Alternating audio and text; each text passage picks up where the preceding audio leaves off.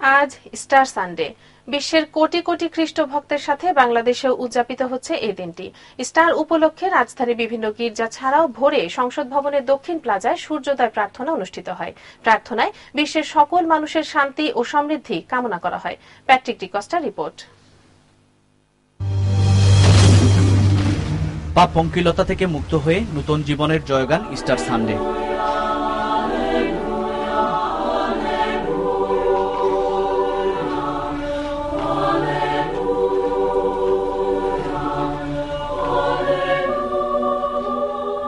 নিজেকে অবনমিত করার মাধ্যমে বৃহস্পতিবার যে পুণ্য সপ্তাহ শুরু হয়েছিল, আজ খ্রিস্টের পুনরুত্থানের মাধ্যমে সে সত্যের জয়গান রচিত হলো।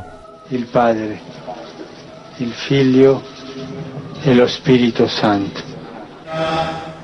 বিশ্বের অন্যান্য দেশের সাথে বাংলাদেশেও পালিত হচ্ছে স্টার সানডে। সূর্যোদয় প্রার্থনায় সবার কণ্ঠেই ছিল শান্তির আকুতি। প্রার্থনা করেছি আমাদের দেশ যাতে আরোগ্য হয় এবং আমাদের প্রত্যাশা যেন এই বাংলাদেশের মানুষ শান্তিতে বাস করতে পারে, এক সহাবস্থানে। আমাদের দেশে যে অত হানাহানি, মারামারি, হিংসা বিদ্বেষ রয়েছে, এ থেকে যেন আমরা মুক্তি পাই, আমাদের দেশে শান্তি নেমে আসে। শত বৈরিতার মাঝেও আশা নিয়ে বেঁচে থাকার প্রত্যয় জানালেন এরা। শান্তির প্রার্থনায় বিশ্বের কোটি কোটি খ্রিস্ট ভক্তের সাথে আজ বাংলাদেশেও পালিত হচ্ছে ইস্টার সানডে।